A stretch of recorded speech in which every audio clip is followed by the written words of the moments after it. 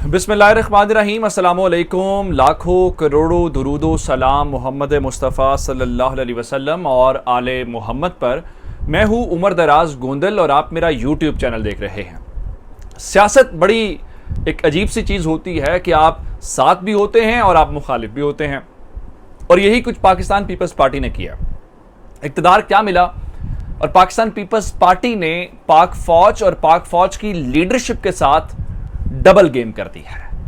गो के इक़्तिदार तहरीक इंसाफ से छीना है। ये काम तो नहीं करना चाहिए, वो इदारों के बारे में बोले, वो जुडिशरी के बारे में बोले, वो सियासतदानों के बारे में बोले।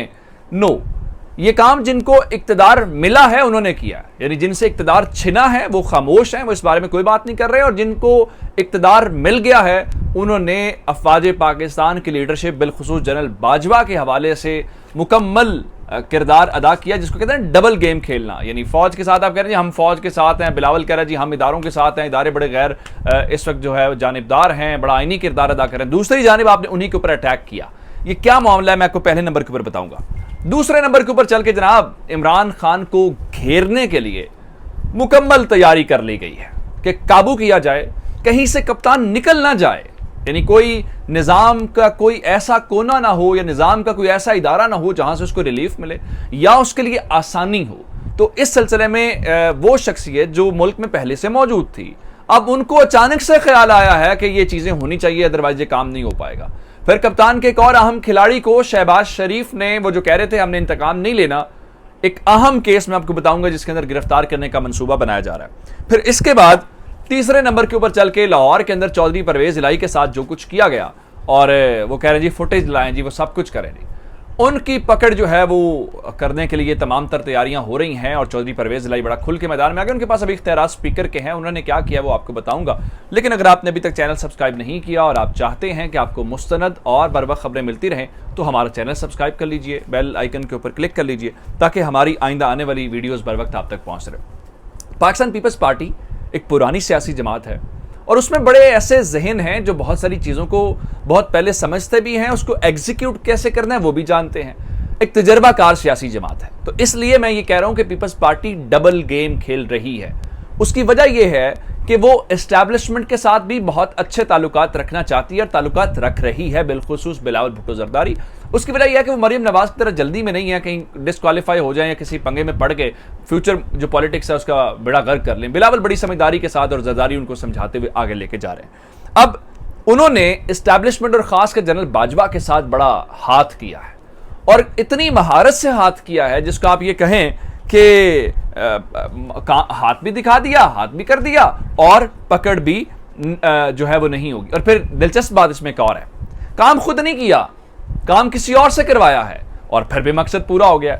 यानी जबान किसी और की इस्तेमाल करवाई है, किसी और के कंधे पे रख के बंदूक चलवाई है, लेकिन टारगेट पूरा हो गया। अब वो किस तरह से, और फिर खास बात ये आजकल पकड़ तहरीक इंसाफ वालों की हो रही है। कहा यह जा रहा है जी जनाब देखें, ये तहरीक इंसाफ के जो सोशल मीडिया एक्टिविस्ट्स हैं, ये फौज के खिलाफ, ये जुडिशरी के खिलाफ, ये मुल्क के खिलाफ जो है कैंपेन लॉन्च किए हुए, ये ट्रेंड चला रहे हैं, इसलिए इनकी पकड़ की जाए। उनका इक़्तिदार छिना है, लेकिन उनकी लीडरशिप खामोश है। ना वो जनरल बाजवा के बारे में बात कर रहे हैं, ना वो फौज के बारे में बात कर रहे हैं। हत्ता कि वो तो कह रहे हैं फौज हमारा अपना इदारा है और हम उसके ऊपर जो है उनके साथ खड़े हैं। लेकिन अब मैं आपको कुछ बातें याद दिलाना चाहता हूं जिन्होंने असल काम पीपल्स पार्टी वालों ने किया और कैसे किया। आपको याद है एक बार खैबर पख्तूनख्वा के इलाके के अंदर यह कहा गया कि फौज की चेक पोस्ट के ऊपर हमला किया गया है, और उस चेक पोस्ट के हवाले से पीटीएम का नाम आया, मोहसिन दावड़, अली वजीर, इन सब का नाम आया। फिर हमें बहुत सारे हमारे इंटेलिजेंस इदारों की बुनियाद के ऊपर आईएसपीआर ने बाकायदा बताया ये जो पीटीएम है इनकी फंडिंग कहाँ से होती है, इनका एजेंडा क्या है, और इनको कंट्रोल करना कितना ज्यादा जरूरी है। अब ये बातें हम माजी में सुनते आए हैं, और ये आपकी मेरी या हुकूमत की बातें नहीं, बल्कि ये अफवाज पाकिस्तान ने हमें ये बातें सारी बताई हुई हैं। अच्छा, अब इन सब चीजों को लेके पाकिस्तान पीपल्स पार्टी ने क्या किया, उसी चीज से जिसको फौज को मसला था उसी को फौज के खिलाफ इस्तेमाल किया है। आज स्पीकर का इलेक्शन हुआ, इलेक्शन क्या होना था, बिला मुकाबला मुंतखब हो गए राजा परवेज अशरफ, और उन्होंने जनाब जैसे ही स्पीकरशिप की चेयर संभाली तो उन्होंने अपने इख्तियारात जो हैं वो इस्तेमाल किए, और उन्होंने बड़ी तसल्ली के साथ जो मोहसिन दावड़ हैं उनको फ्लोर दिया। मोहसिन दावड़ ने खूब अफवाज पाकिस्तान के ऊपर हमले किए और कहा ये जो आप अफगानिस्तान के अंदर हमले कर रहे हैं, अच्छा ये हमले पाकिस्तान दुश्मनों के ऊपर किए गए हैं, टीटीपी के ऊपर हमले किए गए हैं, कोई अफगानियों के ऊपर तो नहीं किए गए, किसी आम शहरी के ऊपर तो नहीं किए गए। लेकिन उन्होंने कहा ये रेड लाइंस हैं जो आपने क्रॉस की हैं, आपको जवाब देना पड़ेगा, इंक्वायरी होनी चाहिए। यहां कमी पूरी नहीं हुई। उसके बाद अली वजीर उस वक्त चूंकि प्यारा था, जब आपको इमरान खान के खिलाफ वोट चाहिए था, तहरीक अदम एतमाद कामयाब करवानी थी, तो प्रोडक्शन ऑर्डर भी हो गए, वो अली वजीर असेंबली के अंदर भी आ गए। आज अली वजीर को फिर फ्लोर दिया गया और अली वजीर ने जनरल बाजवा को जवाब दिया और कहा कि मैं यहां खड़ा हूं, ललकारा बाकायदा। अब मुझे ये बताइए कि जनरल बाजवा का नाम इमरान खान ने लिया, किसी और ने लिया, या कोई और ले सकता है? अब इन्होंने किया क्या? तकरीरें उनसे करवाई, और तकरीरें कहां कराई? फ्लोर ऑफ द हाउस के ऊपर करवाई, यानी पार्लियामेंट के अंदर करवाई। अब उसके पीछे क्या हिकमत है, जो मैंने आपको कहा काम भी हो गया, पकड़े भी नहीं जाएंगे। चूंकि फ्लोर ऑफ द हाउस के ऊपर आप जो स्पीच करते हैं, जो लफ्ज बोलते हैं, जो लिखते हैं, उसको एग्जेम्पशन होती है। आप उसके ऊपर किसी कोर्ट ऑफ लॉ के अंदर आपको ट्रायल नहीं किया जा सकता, आपको कन्विक्ट नहीं किया जा सकता, इवन आपको क्वेश्चन नहीं किया जा सकता, उसको इस्तिस्ना हासिल होता है। तो कितनी महारत के साथ इन्होंने ये काम किया है। लेकिन दूसरी जानिब कप्तान के गिर्द घेरा डाला जा रहा है। गवर्नमेंट से निकालना एक फेज था, अब उसकी सियासत को खत्म करना है, अब उसको काबू करना है, अब उसको मफलूज करना है ताकि वो हमें नुकसान ना पहुंचाए। उसके ऊपर तमाम तर एनर्जी लगा दी गई है। और मैंने आपको खबर दी थी कि इस्लामाबाद हाई कोर्ट ने कहा है कि 30 दिन के अंदर जो इलेक्शन कमीशन है वो फॉरेन फंडिंग केस का फैसला करे। अच्छा, जैसे ही आया तो इलेक्शन कमीशन फौरन मुतहरिक हो गया, उनका जी रोजाना की बुनियाद के ऊपर समाअत करेंगे। अब उस इलेक्शन कमीशन के सामने पीपल्स पार्टी का भी वही केस है, नून लीग का भी वही केस है, लेकिन चूंकि वो इस वक्त बड़े पवित्र हैं और बड़े दूध के धुले हुए हैं, उनका मसला नहीं है, मसला तहरीके इंसाफ का है, मसला खासकर इमरान खान का है। उसको सियासत से माइनस करना है, उसको सियासत से निकालना है, उसको डिस्क्वालीफाई करना है। अब ये काम होना इलेक्शन कमीशन के जरिए। तो चीफ इलेक्शन कमिश्नर जो हैं वो आजकल परसों तरसों इस महीने में अपॉइंट नहीं हुए, काफी अरसा पहले अपॉइंट हुए। सिकंदर सुल्तान राजा साहब, उनको अचानक से सिक्योरिटी की जरूरत पड़ गई है। सिकंदर सुल्तान राजा जो है वो नवाज शरीफ गवर्नमेंट के अंदर काम कर चुके हैं, बड़े ब्यूरोक्रेट हैं, उनके बड़े अच्छे ताल्लुकात भी हैं नवाज शरीफ के साथ। ये बातें हम इल्जामात सुनते रहे उनके बारे में।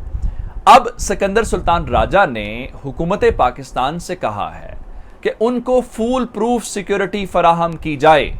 सवाल ये पैदा होता है कि अचानक ऐसा क्या हो गया है कि उनको फुल प्रूफ सिक्योरिटी चाहिए?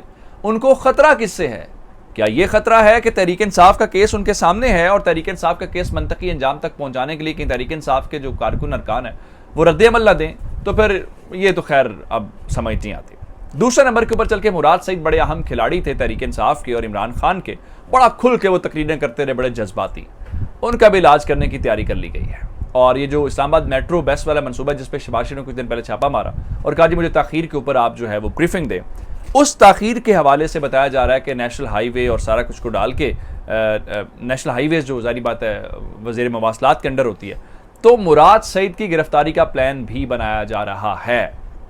फिर आपको आज लाहौर वाली मामले की खबर देना चाहता हूँ। आज परवेज़ इलाही के ऐवान में जो कुछ हुआ उनके ऊपर बाकायदा तशद्दुद किया गया। मैंने आपको अफजाल ताली वाली खबर दी एक्सप्रेस वाली, उनका जी मैं बिल्कुल देख रहा था और उनके ऊपर हमला किया गया है, उनको मारा गया है और ये काम जो है वो राना मशहूद ने किया।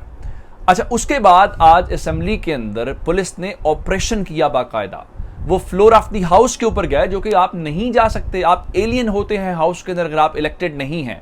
लेकिन ये हुआ और उसी ऐवान के अंदर परवेज़ इलाही ने कहा था कि मैं इस आईजी को बुला के सजा दूंगा। लेकिन हमजा शहबाज जैसे ही जीते तो उन्होंने अपनी विक्ट्री स्पीच के अंदर या इनॉग्रल स्पीच के अंदर शाबाश दी पुलिस को कि वेरी गुड, आपने बहुत अच्छा काम किया, आपने गवर्नमेंट के एमपीएस गिरफ्तार किए, आपने गवर्नमेंट के एमपीएस के ऊपर तशद्दुद किया, वेरी गुड, बहुत अच्छा काम किया। उसके बाद अब पुलिस के खिलाफ कार्रवाई के लिए वो थाना कला गुजर सिंह पहुंचे हैं। वहां पे उन्होंने आईजी पंजाब और एसएसपी ऑपरेशन के खिलाफ इंदराजे मुकदमा की दरखास्त दी है। मैं आपको एक और खास बात बताना चाहता हूं कि शायद ये मुकदमा दर्ज हो भी जाए, आईजी को कौन गिरफ्तार करेगा, एसएसपी ऑपरेशन को कौन गिरफ्तार करेगा, लेकिन एक चीज आपने नहीं भूलनी, इस मोमेंट तक पंजाब असेंबली के जो स्पीकर हैं चौधरी परवेज़ इलाही हैं, वो कस्टोडियन ऑफ द हाउस हैं और कल अगर उनके खिलाफ तरीके से एतमाद आ जाए फिर भी 2 हफ्ते उनके पास होंगे। तो वो आईजी को बुला के या पुलिस ऑफिशियल्स को असेंबली में समन करके वहां पे सजा दे सकते हैं अपने इख्तियारात इस्तेमाल करते हुए। और इन पुलिस वालों को इन सबको जवाब देना पड़ेगा। तो इसका मतलब ये है कि अब आइंदा अगले 24-48 घंटे बड़े इंपॉर्टेंट है। एक तो तहरीक इंसाफ के इस्तीफे भी आ सकते हैं, ये खबर भी नोट कर लिए, फिर आपको बतानी पड़ेगी। चैनल सब्सक्राइब कीजिएगा। आपकी समातों का बहुत शुक्रिया। खुदा हाफिज।